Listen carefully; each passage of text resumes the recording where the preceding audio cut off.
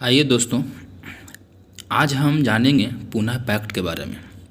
Poona pact क्या था, किसके लिए था, और ये जो पूना पैक्ट, पूना समझौता, ये किसके किसके बीच हुआ था, इसकी क्या कहानी है।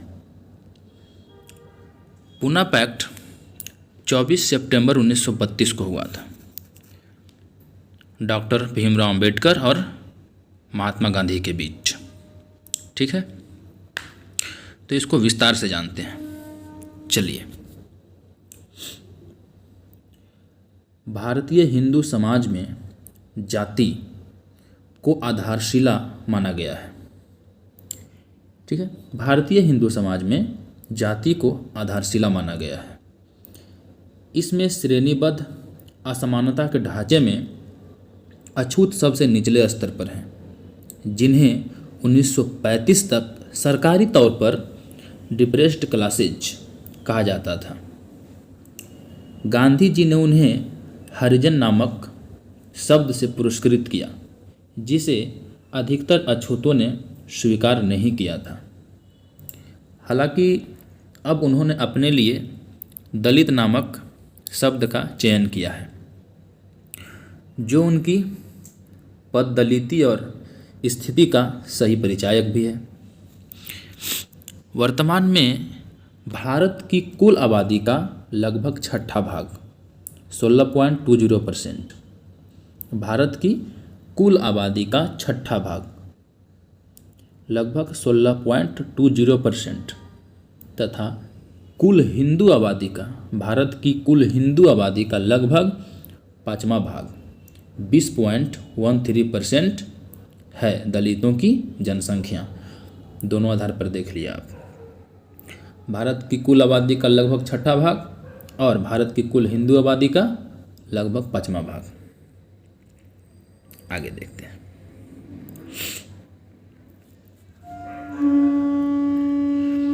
अछूत सदियों से हिंदू समाज में सभी प्रकार के सामाजिक, धार्मिक, आर्थिक व शैक्षणिक अधिकारों से वंचित रहे हैं और काफ़ी हद तक आज भी हैं।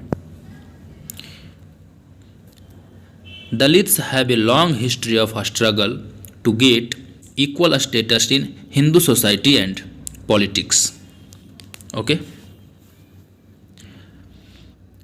दलित कई प्रकार की वंचनाओं एवं निर्योग्यताओं को झेलते रहे हैं। उनका हिंदू समाज एवं राजनीति में बराबरी का दर्जा पाने के संघर्ष का एक लंबा इतिहास रहा है। जब Shri E.S. Montagu, secretary of state for India ने पार्लियामेंट में 1917 में यह महत्वपूर्ण घोषणा की कि अंग्रेजी सरकार का अंतिम लक्ष्य भारत को डोमिनियन स्टेट देना है, तो दलितों ने बम्बई में 2 मीटिंग करके अपना मांग पत्र वाइसराय तथा भारत भ्रमण पर आए secretary of state for India को दिया।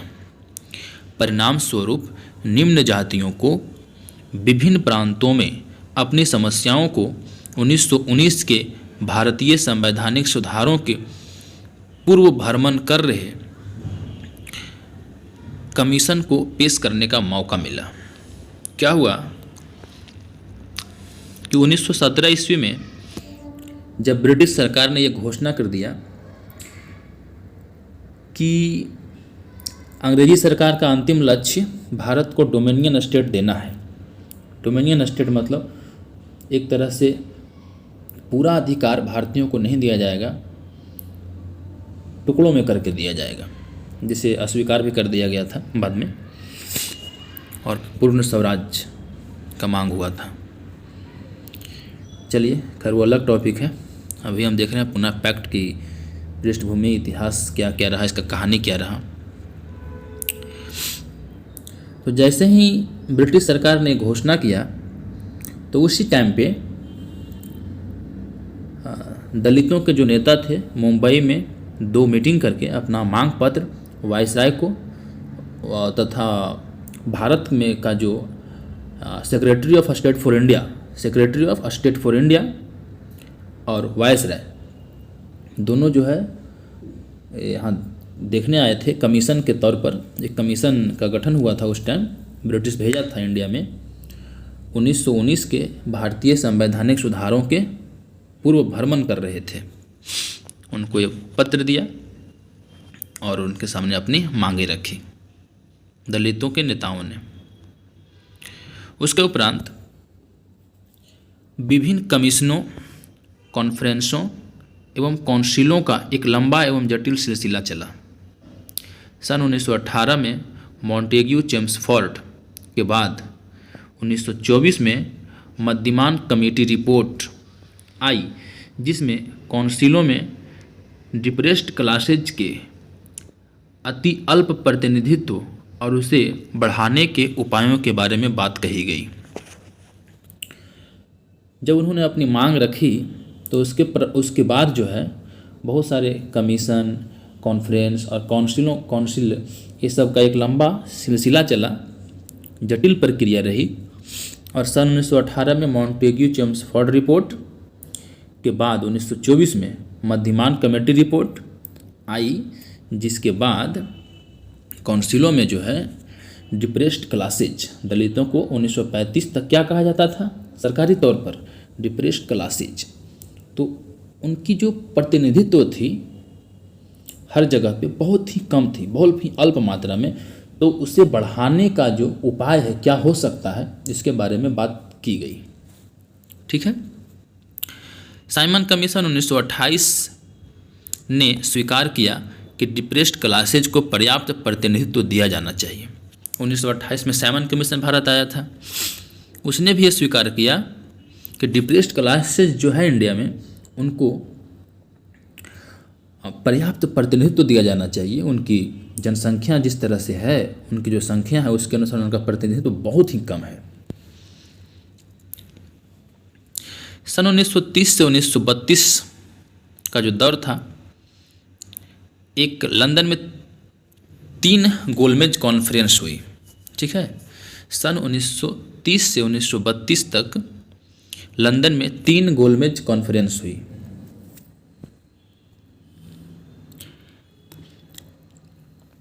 तो सन 1930 से 1932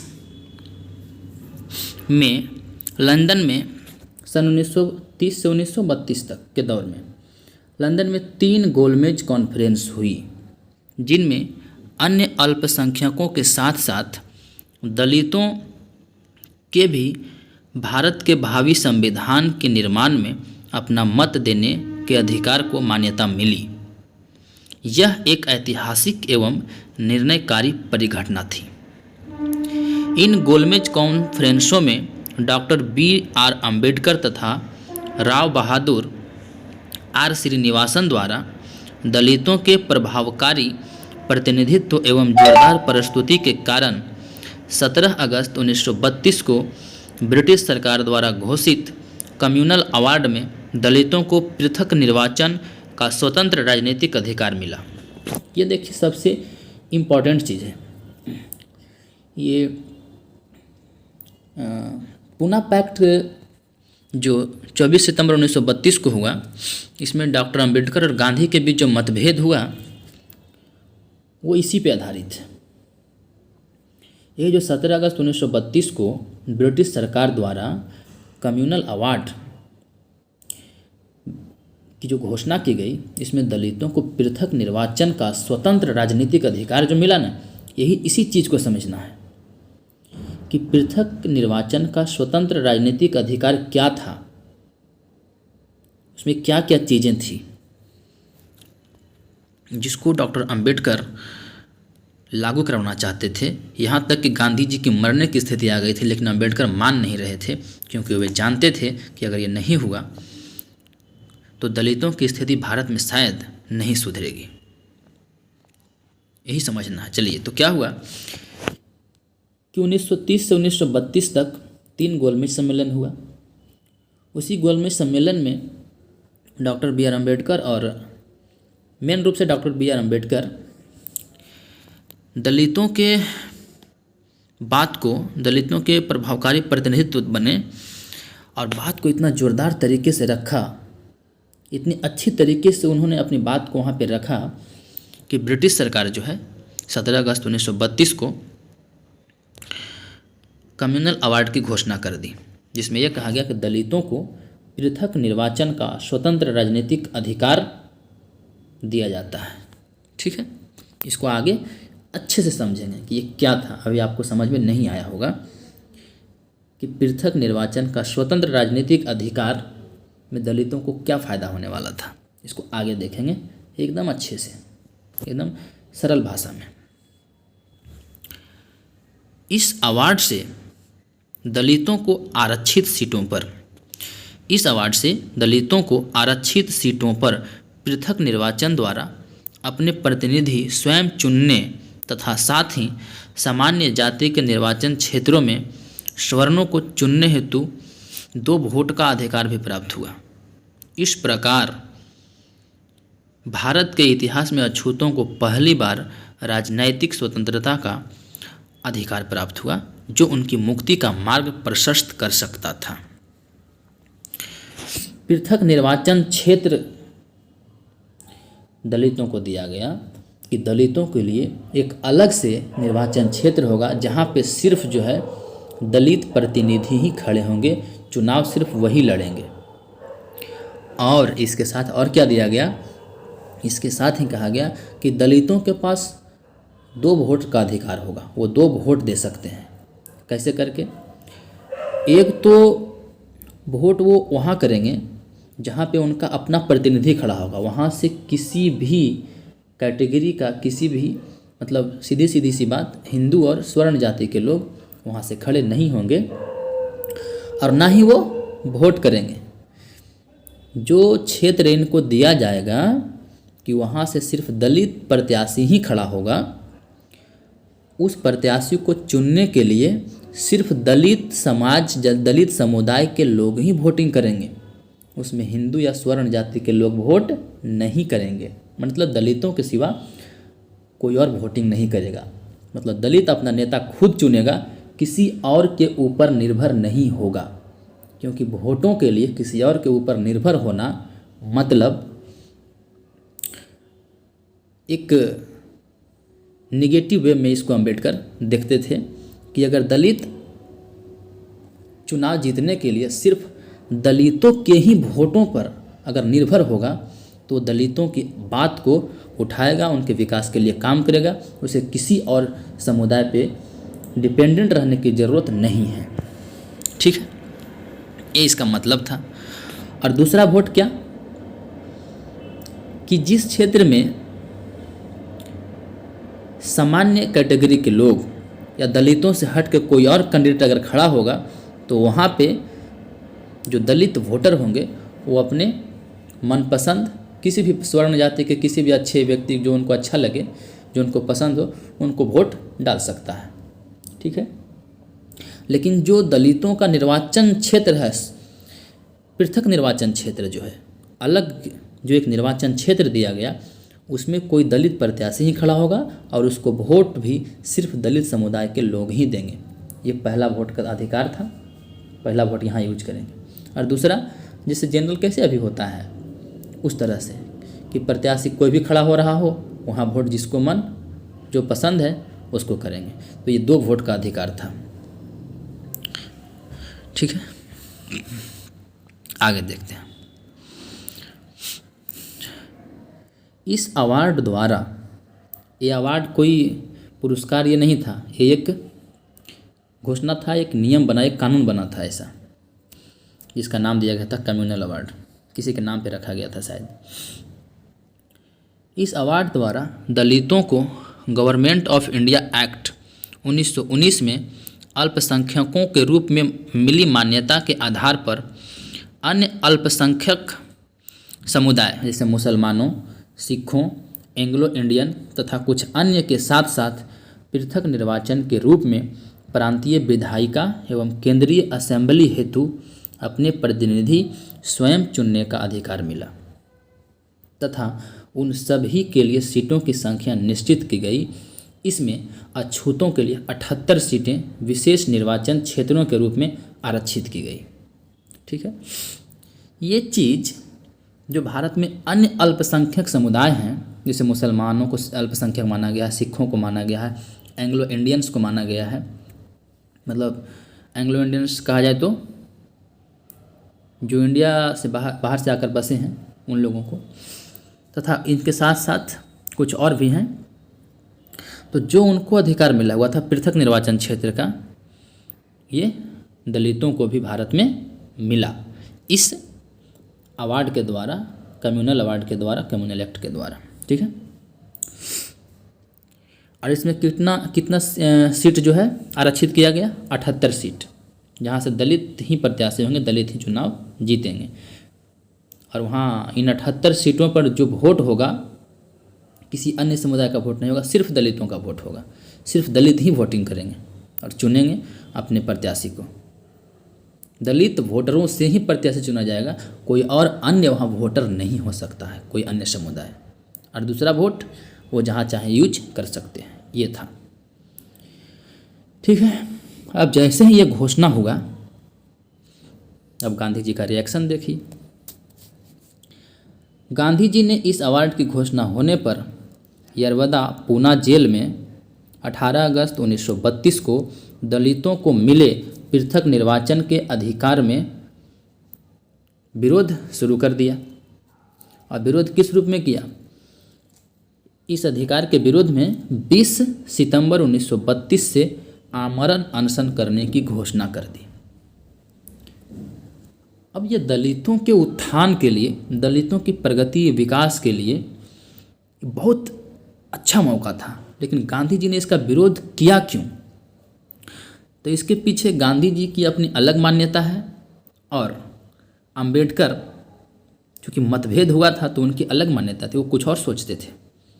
तो इसके बारे में गांधी जी भी ने भी अपना सफाई दिया कि मैंने ऐसा क्यों किया, मैंने क्यों विरोध किया था। और अंबेडकर भी बाद में अपना विचार रखें कि आखिर गांधी ने क्यों विरोध किया, उसके पीछे उसकी क्या मंशा थी, क्या सोच रहे थे, उस कोई राजनीतिक लाभ था, क्या था, वो हम आगे देखेंगे। गांधी जी का कहना था कि इससे अछूत हिंदू समाज से अलग हो जाएंगे, जिससे हिंदू समाज व हिंदू धर्म विघटित हो जाएगा, तितर बितर हो जाएगा। यह मालूम होना चाहिए कि उन्होंने मुसलमानों, सिखों व एंग्लो इंडियन को मिले इसी अधिकार का कोई विरोध नहीं किया था। ठीक है। अन्य जो समुदाय को मिला उसका इसी प्रकार का जो अधिकार मिला था उसका कोई विरोध नहीं किया था। गांधी जी ने इस अंदेशे से, इस चीज़ को लेकर, इस बात को लेकर 18 अगस्त 1932 को तत्कालीन ब्रिटिश प्रधानमंत्री श्री रैमजे मैकडोनाल्ड को एक पत्र भेजकर दलितों को दिए गए पृथक निर्वाचन के अधिकार को समाप्त करके संयुक्त मताधिकार की व्यवस्था करने तथा हिंदू समाज को विघटन से बचाने की अपील की। इसके उत्तर में ब्रिटिश प्रधानमंत्री ने अपने पत्र दिनांक 8 सितंबर 1932 में ये अंकित किया। एक नीचे लेटर है। ठीक है। तो उससे पहले हम इस लेटर को पढ़ेंगे कि सरकार ने क्या, जब इसके विरोध में जब गांधी जी आए और सरकार को एक पत्र लिखा तो वो क्या जवाब दिया, ये वो इस लेटर में है। इससे पहले हम समझते हैं कि गांधी जी क्या चाहते थे। गांधी जी का कहना था कि पृथक निर्वाचन क्षेत्र जो है दिया जा रहा है वो तो ठीक है, ये 2 वोटों का अधिकार जो है ये नहीं होना चाहिए। ये नहीं होना चाहिए कि जहाँ पर दलितों को पृथक निर्वाचन क्षेत्र, अलग से निर्वाचन क्षेत्र दिया गया, आरक्षित सीट दिया गया है, वहाँ से कोई दलित नेता खड़ा हो, वो तो मैं मानता हूँ, वो मैं सहन कर लेता हूँ। लेकिन ये गलत है कि उस सीट पे जो वोटिंग का अधिकार होगा सिर्फ दलितों का ही वोट हो, ये मैं नहीं चाहता हूँ। इससे क्या होगा? हिंदू समाज बट जाएगा, हिंदू समाज तहस नहस हो जाएगा और इससे दलितों को कोई फ़ायदा नहीं होगा। ये गांधी जी का कहना था। ये जो वोट का अधिकार है वो जब आरक्षित सीट है वहाँ से कोई दलित उम्मीदवार खड़ा हो, लेकिन जो वोटिंग का अधिकार है वहाँ दलित भी वोट करे उस सीट पे और स्वर्ण हिंदू भी वोट करे, हिंदू भी वोट करे। ये गांधी जी का कहना था। आगे देखेंगे इसके बारे में। ठीक है, पहले इस लेटर को पढ़ते हैं कि जब गांधी जी ने इसके विरोध में पृथक निर्वाचन क्षेत्र और 2 वोटों का जो अधिकार था उसको, मेन रूप से 2 वोटों के अधिकार का विरोध कर रहा था गांधी जी, उसके खिलाफ पत्र लिखा तो क्या जवाब आया था। ब्रिटिश सरकार की योजना के अंतर्गत दलित वर्ग हिंदू समाज के अंग बने रहेंगे, सरकार कह रही है अपने जवाब में, और वे हिंदू निर्वाचन के लिए समान रूप से मतदान करेंगे, परंतु ऐसी व्यवस्था प्रथम 20 वर्षों तक रहेगी तथा हिंदू समाज का अंग रहते हुए उनके लिए सीमित संख्या में विशेष निर्वाचन क्षेत्र होंगे ताकि उनके अधिकारों और हितों की रक्षा हो सके। वर्तमान स्थिति में ऐसा करना नितांत आवश्यक हो गया है। जहाँ जहाँ विशेष निर्वाचन क्षेत्र होंगे वहाँ वहाँ सामान्य हिंदुओं के निर्वाचन क्षेत्रों में दलित वर्गों को मत देने से वंचित नहीं किया जाएगा। जहाँ जहाँ विशेष निर्वाचन क्षेत्र होंगे वहाँ वहाँ सामान्य हिंदुओं के निर्वाचन क्षेत्रों में दलित वर्गों को मत देने से वंचित नहीं किया जाएगा। ठीक है, इस प्रकार दलितों के लिए 2 मतों का अधिकार होगा, एक विशेष निर्वाचन क्षेत्र के अपने सदस्य के लिए और दूसरा हिंदू समाज के सामान्य सदस्य के लिए। हमने जानबूझकर जिसे आपने अछूतों के लिए सांप्रदायिक निर्वाचन कहा है उसके विपरीत फैसला दिया है। दलित वर्ग के मतदाता सामान्य अथवा हिंदू निर्वाचन क्षेत्रों में स्वर्ण उम्मीदवार को मत दे सकेंगे तथा स्वर्ण हिंदू मतदाता दलित वर्ग के उम्मीदवार को उसके निर्वाचन क्षेत्र में मतदान कर सकेंगे। इस प्रकार हिंदू समाज की एकता को सुरक्षित रखा गया है। जब गांधी जी ने पहले तो गांधी जी ने किसका विरोध किया, निर्वाचन क्षेत्र का। पृथक निर्वाचन क्षेत्र दलितों के लिए नहीं होना चाहिए, आरक्षित सीटें नहीं होनी चाहिए, गांधी जी ने इसका विरोध किया। तो वही जो है ब्रिटिश सरकार जो है पत्र के जवाब में गांधी जी को ये समझाया कि पृथक निर्वाचन क्षेत्र तो दिया ही गया है लेकिन साथ में दलितों को 2 वोटों का अधिकार दिया गया है, 2 वोट। ठीक है, यही समझा रही है इसमें ब्रिटिश सरकार गांधी जी को कि पृथक निर्वाचन क्षेत्र तो है लेकिन दलितों को 2 वोट का अधिकार दिया गया है।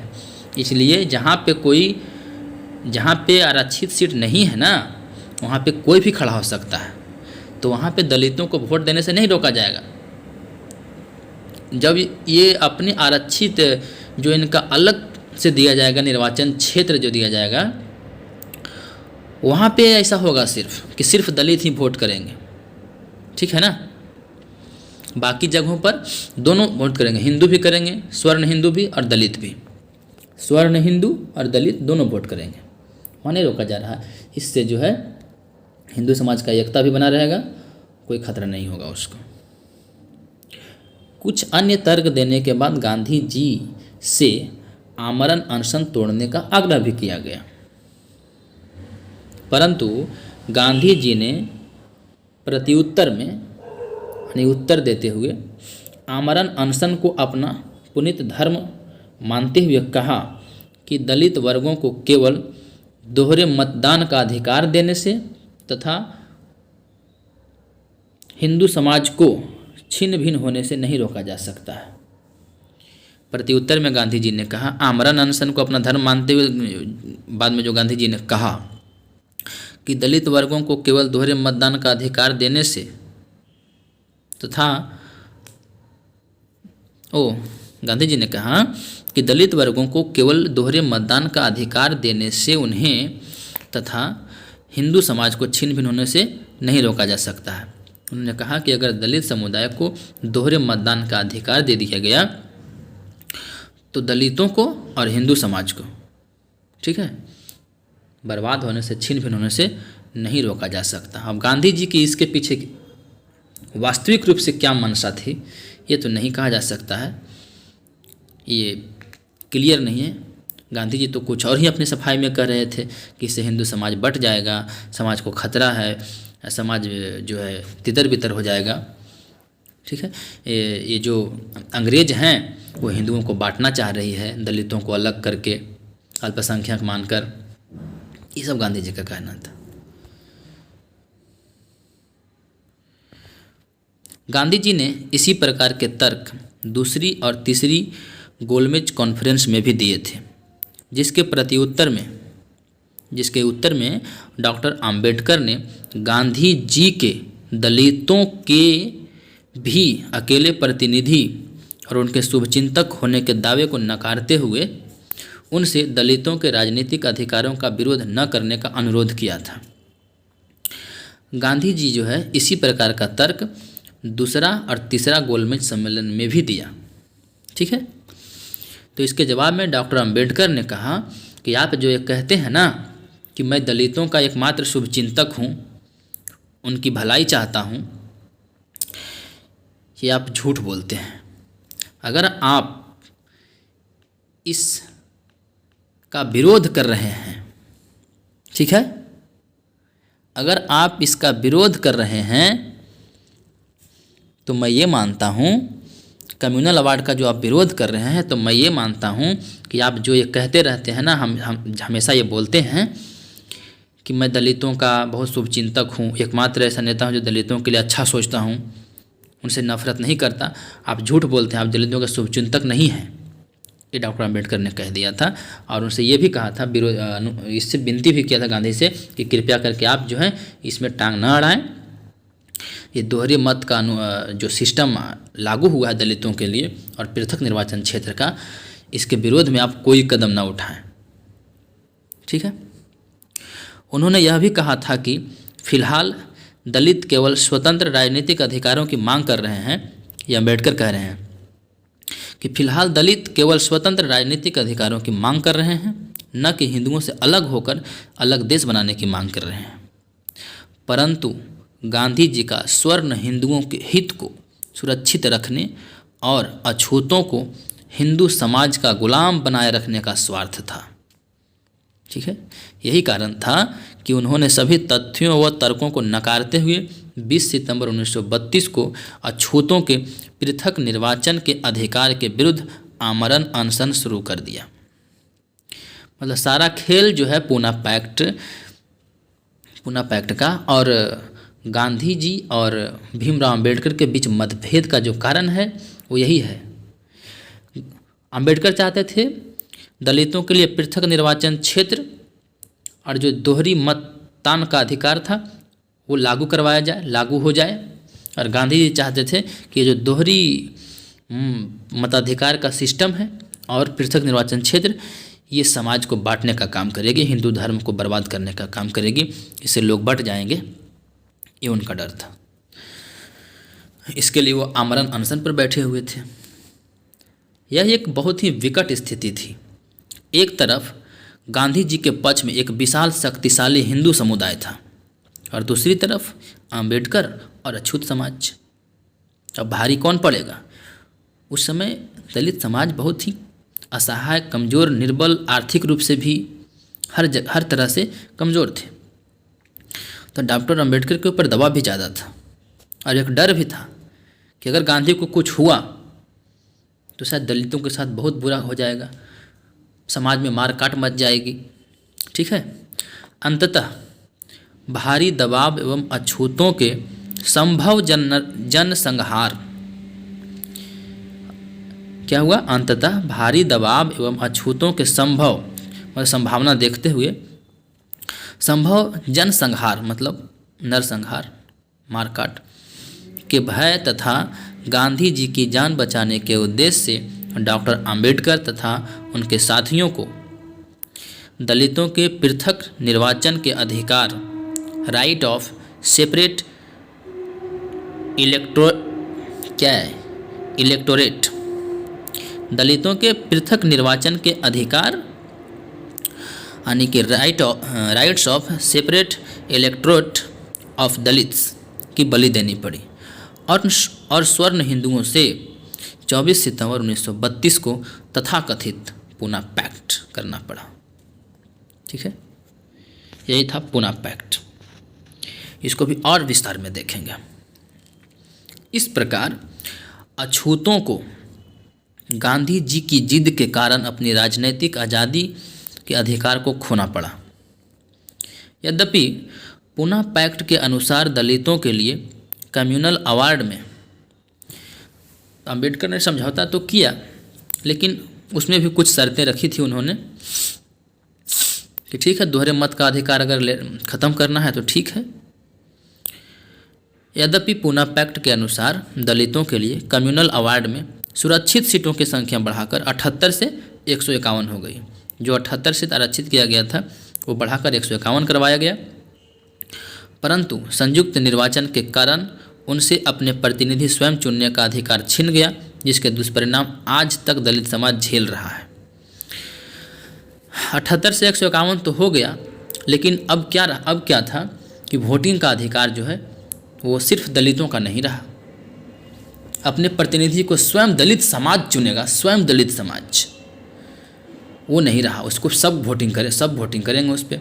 तो अब जो भी दलित उम्मीदवार खड़ा होता है या खड़ा हुआ, उसके बाद वो तो वोट के लिए अब दूसरों पर डिपेंड हो गया। और स्वर्ण कैटेगरी, स्वर्ण हिंदू जो थे, एक तो हो गया दलित हिंदू, एक हो गया स्वर्ण हिंदू। उस टाइम पे अभी भी है, उस टाइम पे ज़्यादा जोर पे था ये चीज़ें।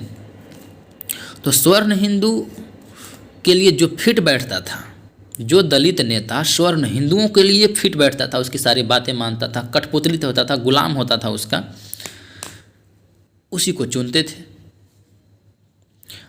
लेकिन अगर उनके पास ये दोहरी मतदान का अधिकार होता तो उनमें कोई हस्तक्षेप ही नहीं होता। दलित समाज का नेता दलित समाज खुद अपने वोटों से चुनता, जो उसके लिए ज़्यादा बेहतर होता। चलिए, पूना पैक्ट के प्रावधानों को गवर्नमेंट ऑफ इंडिया एक्ट 1935 में शामिल करने के बाद सन 1937 में प्रथम चुनाव संपन्न हुआ, जिसमें गांधी जी के दलित प्रतिनिधियों को, जिसमें गांधी जी कुछ कहे थे, गांधी जी के दलित प्रतिनिधियों को कांग्रेस द्वारा कोई भी दखल न देने के लिए दिए गए आश्वासन के बावजूद कांग्रेस ने 151 में से 78 सीटें हथिया ली, क्योंकि संयुक्त निर्वाचन प्रणाली में दलित पुनः स्वर्ण वोटों पर निर्भर हो गए थे। बार बार यही बात आएगी। देखिए, गांधी जी ने कहा था कि जो दलित प्रतिनिधि हैं उसमें कांग्रेस जो है कोई हस्तक्षेप नहीं करेगा उनके मामले में, उनको प्रत्याशी चुन करके खड़ा करने दो, वोट देने दो। लेकिन अब पार्टी कैसे दलित नेता को अपने पार्टी में शामिल करती थी, जो उनका गुलाम हो, जो उनकी हर बात मानता हो, उनके खिलाफ आवाज़ न उठा सके, ऐसे लोगों को चुनती थी। तो वही हुआ कि 151 सीट जो था ना दलितों का, उसमें से 78 जो है कांग्रेस जीता। मतलब 151 में से 78 सीट कांग्रेस की पार्टी के उम्मीदवार जीते। दलित ही थे पर कांग्रेस पार्टी के थे। ठीक है, आगे ये और अच्छे से क्लियर हो जाएगा लास्ट होते होते, बहुत अच्छे से। अभी सब सुनते जाइए सिर्फ। गांधी जी और कांग्रेस के इस छल से गुस्सा होकर, खिन्न होकर डॉक्टर अंबेडकर ने कहा था, पूना पैक्ट में दलितों के साथ बहुत बड़ा धोखा हुआ है। कम्युनल अवार्ड के माध्यम से अछूतों के पृथक निर्वाचन के रूप में अपने प्रतिनिधि स्वयं चुनने और दोहरे वोट के अधिकार से स्वर्ण हिंदुओं की भी दलितों पर निर्भरता से दलितों का स्वतंत्र राजनीतिक अस्तित्व सुरक्षित रह सकता था। परंतु पूना पैक्ट करने की व्यवस्था ने दलितों को फिर से स्वर्ण हिंदुओं का गुलाम बना दिया। इस व्यवस्था से आरक्षित सीटों पर जो सांसद या विधायक चुने जाते हैं वे वास्तव में दलितों द्वारा न चुने जाकर विभिन्न राजनैतिक पार्टियों एवं स्वर्णों द्वारा चुने जाते हैं, जिन्हें उनका गुलाम या बंधुआ बनकर रहना पड़ता है। ठीक है, ये बात तो अच्छी तरह से समझ रहे हैं। अब क्या था, अगर कम्युनल अवार्ड लागू हो जाता ठीक से, इसका विरोध गांधी जी नहीं करते, तो क्या होता कि दलित समाज तो अपना नेता खुद चुनता ही, उसको दलित नेता को चुनाव जीतने के लिए किसी और पर डिपेंड नहीं होना पड़ता। वो अपने समाज के लिए काम करता, अपने समाज के लोगों से बात करता, उसके विकास की बात करता, ठीक है। और साथ ही साथ जो दोहरे मत का अधिकार था, उससे क्या होता कि जो स्वर्ण हिंदू का जो भी नेता होता, उसको वोट के लिए दलितों के पास आना ही पड़ता, क्योंकि उनको वोट देने का अधिकार तो स्वर्ण हिंदू का कोई कैंडिडेट है तो उसको उसमें वोटिंग करने का अधिकार तो सबको था, तो वो तो दलितों के पास आते ही, समझे। ये नुकसान हो गया।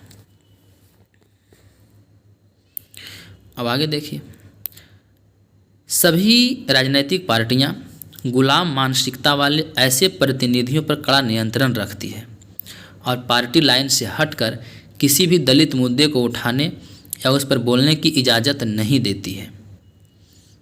जो भी आरक्षित सीट से चुनकर आ रहे हैं दलित समुदाय के नेता, वो किसी न किसी पार्टी से हैं और पार्टी उसको इन सब चीज़ों का इजाज़त देता नहीं है। क्यों? क्योंकि दलित जो है वो वोट का अधिकार तो सबका है, उसमें सब वोट देगा। सिर्फ सीट आरक्षित है कि यहाँ से कोई दलित खड़ा होगा, किसी क्षेत्र से कोई दलित विधायक एमपी खड़ा होता है, कोई दलित प्रत्याशी कहिए, कोई दलित प्रत्याशी खड़ा होता है और अगर वो पार्टी की बात नहीं मानता है तो हो सकता है कि उसको हरवा दे, हो सकता है उसको टिकट नहीं दे। अगर पार्टी के इशारे पर नहीं नाचेगा तो नचवाती है पार्टी और नाचते हैं ये लोग।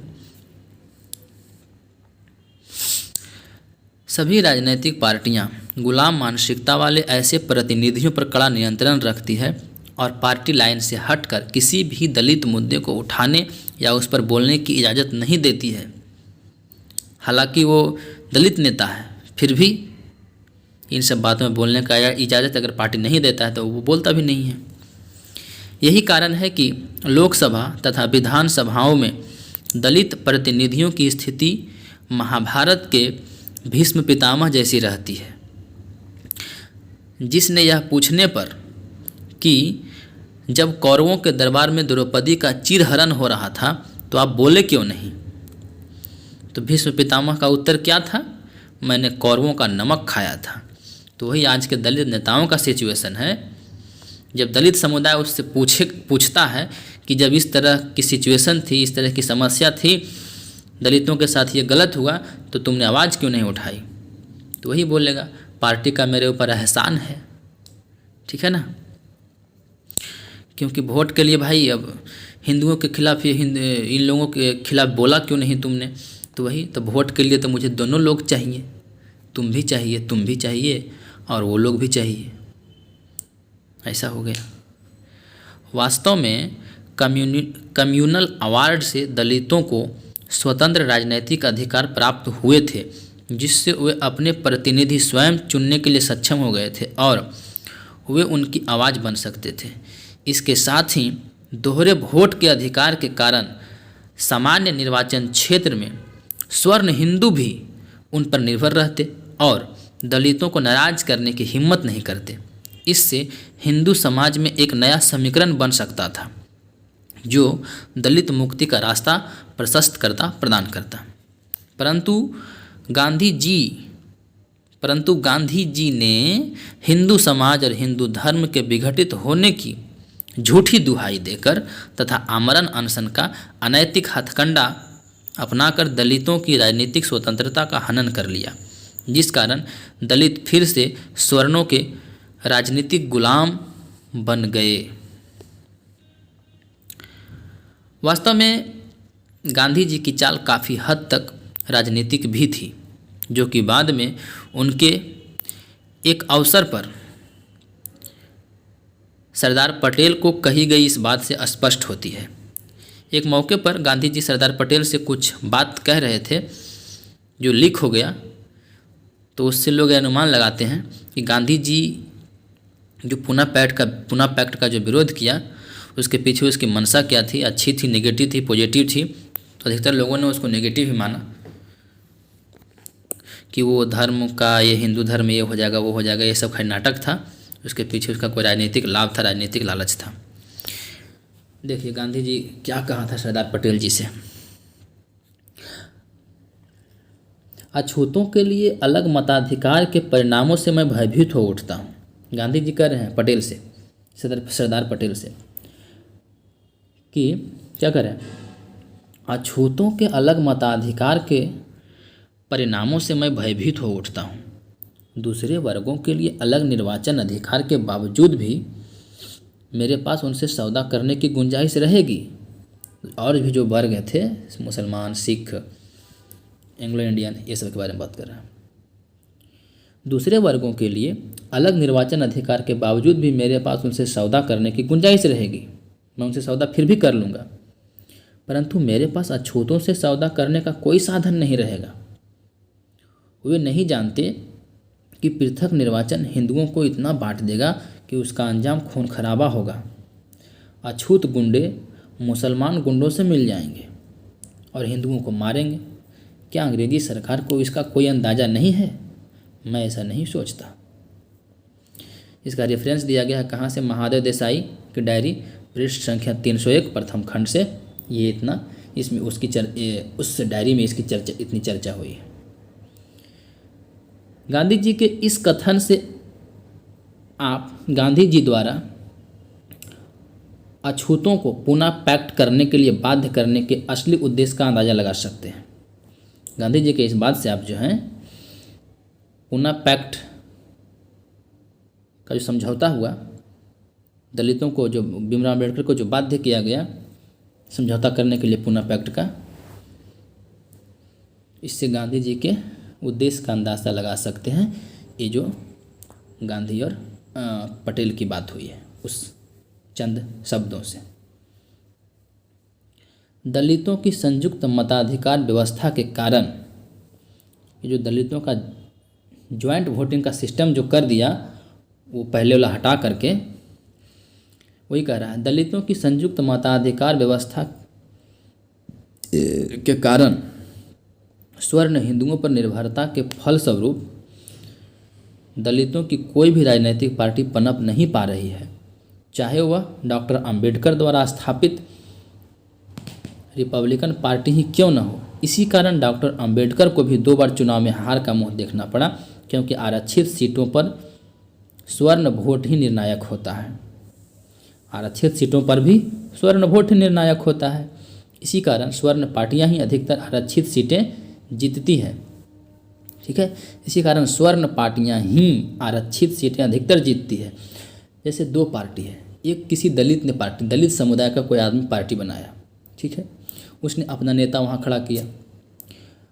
अब वहीं पे कोई ऐसा पार्टी है जो स्वर्ण हिंदू यानी कि स्वर्ण समाज के लोगों की, स्वर्ण जाति के लोगों की पार्टी है, और वो अपने पार्टी में से किसी दलित नेता को खड़ा कर दिया। एक कौन है? दलित पार्टी है, दलितों की पार्टी है, और एक कौन पार्टी है? स्वर्ण पार्टी है, और उसमें एक कैंडिडेट है, मतलब दलितों की संख्या उस पार्टी में बहुत कम है। स्वाभाविक है, आज भी स्वर्ण कैटेगरी के लोग, स्वर्ण जाति का जो पार्टी होता है, ठीक है, तो उसमें दलित बहुत कम होते हैं। अब किसी आरक्षित सीट पर चुनाव लड़ना है तो वही उन्हीं दलितों में से किसी एक को खड़ा करते हैं। तो स्वर्ण हिंदू किसे वोट देंगे? क्योंकि जाति और धर्म का धंधा तो बहुत जहरीला दिमाग में भरा हुआ है सबका। तो वोट किसको देंगे? अपने पार्टी की, स्वर्ण पार्टी से जो खड़ा हुआ दलित व्यक्ति है, ठीक है, क्योंकि वो काम करे नहीं करे इसके लिए वो इसके विरोध में जाएगा नहीं, क्योंकि पार्टी उन लोगों की है। ये हुआ, यही कारण रहा कि डॉक्टर अंबेडकर के द्वारा भी पार्टी बनाया गया था, रिपब्लिकन पार्टी। इसी कारण वो भी 2 बार चुनाव हार गए थे। क्यों? क्योंकि अंबेडकर को तो कोई स्वर्ण जाति का आदमी वोट देगा नहीं उस टाइम पे, क्योंकि उस टाइम पे अंबेडकर से स्वर्ण जाति के लोग बहुत नफरत करते थे। ठीक है, 1932-34 का बात है ना। उस टाइम दलितों के लिए इतना आवाज़ उठा रहे थे, ये ख़त्म करो, वो ख़त्म करो, तो स्वाभाविक था नफरत तो करेंगे लोग। इसलिए वो भी 2 बार चुनाव हारे थे। ठीक है, पूना पैक्ट के इन्हीं दुष्परिणामों के कारण ही डॉक्टर अंबेडकर ने संविधान में राजनीतिक आरक्षण को केवल 10 वर्ष तक ही जारी रखने की बात कही थी, परंतु विभिन्न राजनीतिक पार्टियां इसे दलितों के हित में नहीं बल्कि अपने स्वार्थ के लिए अब तक लगातार 10-10 वर्ष तक बढ़ाती चली आ रही है, क्योंकि इससे उन्हें अपने मनपसंद और गुलाम दलित सांसद और विधायक चुनने की सुविधा रहती है। यही सब चीज़ों को देखते हुए डॉक्टर अंबेडकर ने कहा था कि राजनैतिक आरक्षण जो है केवल 10 वर्ष तक ही लागू रहेगा, ठीक ना। उसके बाद वही पुराना वाला सिस्टम लागू होना चाहिए, पृथक निर्वाचन क्षेत्र वाला, डबल मत का अधिकार। डॉक्टर अंबेडकर जब गांधी जी से समझौता किया ना पूना पैक्ट का, तो वो तो कर लिए, लेकिन बाद में उन्होंने कहा कि ये चीज़ केवल 10 वर्ष तक ही लागू रहेगा, फिर बाद में वही वाला आ जाएगा कम्युनल अवार्ड, यानी कि पृथक निर्वाचन क्षेत्र और दोहरी वोटिंग का अधिकार। स्वर्ण हिंदू राजनीतिक पार्टियां दलित नेताओं को खरीद लेती है और दलित पार्टियां कमज़ोर होकर टूट जाती है। अब लोभ और लालच तो भैया हर किसी के मन में होता है। अगर कोई दलित पार्टी बहुत तेज़ी के साथ उभरा, उसमें कुछ अच्छे नेता रहे, तो स्वर्ण पार्टियां क्या करती है, कुछ लोभ लालच देकर के उनको खरीद लेती है, और जब किसी पार्टी का कोई मेन रीढ़ ही उससे निकल जाए, मेन पार्टी निकल जाए, तो फिर वो पार्टी कमज़ोर हो जाती है, टूट जाती है और चुनाव जीतने के काबिल नहीं रहती है, सत्ता में आने के काबिल नहीं रह पाती। यही कारण है कि उत्तर भारत में तथाकथित दलितों की कही जाने वाली बहुजन समाज पार्टी भी ब्राह्मणों और बनियों के पीछे घूम रही है और हाथी नहीं गणेश है, ब्रह्मा विष्णु महेश है जैसे नारों को स्वीकार करने के लिए बाध्य है। अब तो उसका रूपांतरण बहुजन से सर्वजन में हो गया है, ठीक है। एक पार्टी है भारत में, उत्तर भारत में बहुजन समाज पार्टी, जिसका चुनाव चिन्ह है हाथी, बसप्पा, उत्तर प्रदेश में मायावती की पार्टी है। दलितों की पार्टी कही जाती है, लेकिन वोट के लिए सिर्फ दलितों पर तो निर्भर है नहीं। पूना पैक्ट के समझौते के बाद तो कभी ब्राह्मण सम्मेलन, कभी ये सम्मेलन करती रहती है। हाथी नहीं गणेश है, ब्रह्मा विष्णु महेश है, इस ऐसे नारे उसको स्वीकार करना पड़ता है। इन परिस्थितियों के कारण दलितों का बहुत यहित हुआ, यहित मतलब बहुत नुकसान हुआ। वे राजनीतिक तौर पर स्वर्णों के गुलाम बनकर रह गए। अतः इस संदर्भ में पूना पैक्ट के औचित्य की समीक्षा करना समीचीन होगा। Review of Poona pact justification, ठीक है। क्या दलितों को पृथक निर्वाचन की मांग पुनः उठाने के बारे में नहीं सोचना चाहिए आज के टाइम पे? यद्यपि पूना पैक्ट की शर्तों में छुआछूत को समाप्त करने, सरकारी सेवाओं में आरक्षण देने तथा दलितों की शिक्षा के लिए बजट का प्रावधान करने की बात थी, परंतु आज़ादी के 65 वर्ष के बाद भी उनके क्रियान्वयन की स्थिति दयनीय है, लागू नहीं हो पाया ये सब ठीक से। डॉक्टर अंबेडकर ने अपने इन आदेशों को पूना पैक्ट के अनुमोदन हेतु बुलाई गई 25 सितंबर 1932 को बम्बई में स्वर्ण हिंदुओं की बहुत बड़ी मीटिंग में व्यक्त करते हुए कहा था। डॉक्टर अंबेडकर ने अपने इन आदेशों को पूना पैक्ट के अनुमोदन हेतु बुलाई गई 25 सितंबर 1932 को स्वर्ण हिंदुओं की एक सभा में कहा था कुछ बात, जो ये है इस प्रकार: हमारी एक ही चिंता है, क्या हिंदुओं की भावी पीढ़ियां इस समझौते का अनुपालन करेगी? इस पर सभी स्वर्ण हिंदुओं ने एक स्वर में कहा था, हाँ हम करेंगे। डॉक्टर अंबेडकर ने यह भी कहा था, हम देखते हैं कि दुर्भाग्यवश हिंदू संप्रदाय एक संगठित समूह नहीं है, बल्कि विभिन्न संप्रदायों की फेडरेशन में है। मैं आशा और विश्वास करता हूं कि आप अपने तरफ से इस अभिलेख को पवित्र मानेंगे तथा एक सम्मानजनक भावना से काम करेंगे। क्या आज स्वर्ण हिंदुओं को अपने पूर्वजों द्वारा दलितों के साथ किए गए इस समझौते को ईमानदारी से लागू करने के बारे में थोड़ा बहुत आत्मचिंतन नहीं करना चाहिए?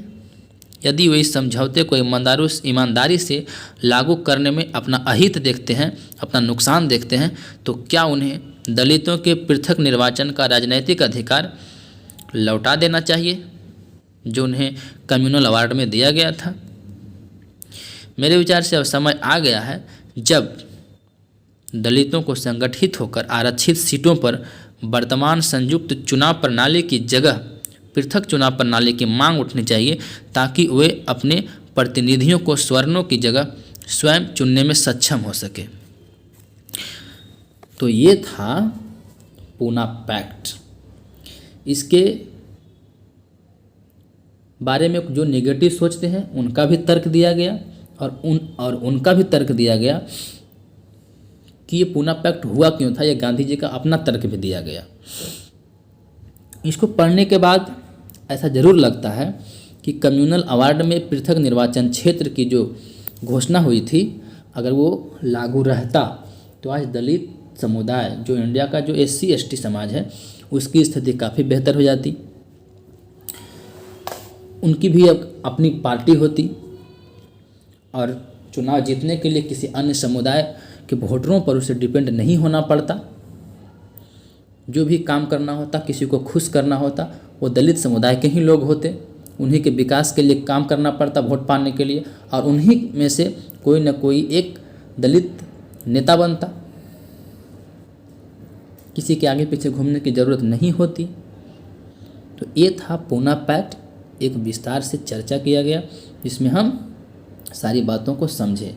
इसमें सबसे जो मेन चीज़ था समझने के लिए पूना पैक्ट में, जो अधिकतर लोग नहीं समझ पाते हैं, वो यही था कि 17 अगस्त 1932 को जो कम्युनल अवार्ड घोषित किया गया ब्रिटिश सरकार के द्वारा, कम्युनल अवार्ड, उसमें क्या दलितों के लिए क्या कहा गया कि दलितों के लिए पृथक निर्वाचन क्षेत्र की घोषणा की जाती है, और उस पृथक निर्वाचन क्षेत्र में कुछ सीटें आरक्षित होगी जो तय किया जाएगा, और दलितों के पास दोहरे मतदान का अधिकार होगा। यही चीज़ समझना था मेन।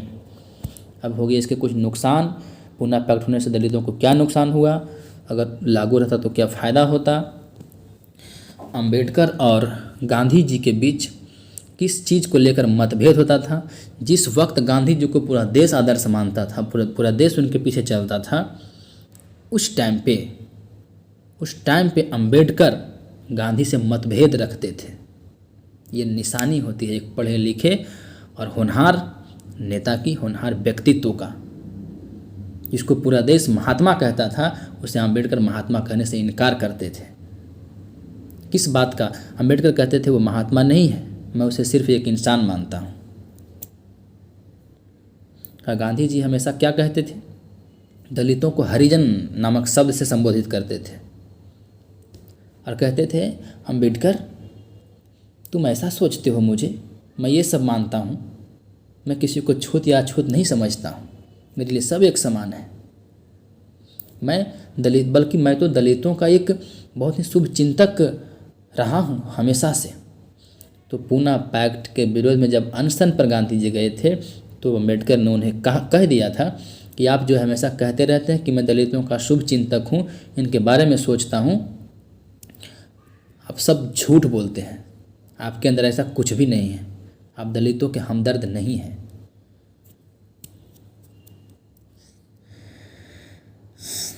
जय हिंद। मिलते हैं किसी अगले वीडियो में किसी अगले टॉपिक के साथ। बहुत ही विस्तार से, अच्छे से किसी भी टॉपिक को हम बिल्कुल स्पष्ट तरीके से समझेंगे। धन्यवाद।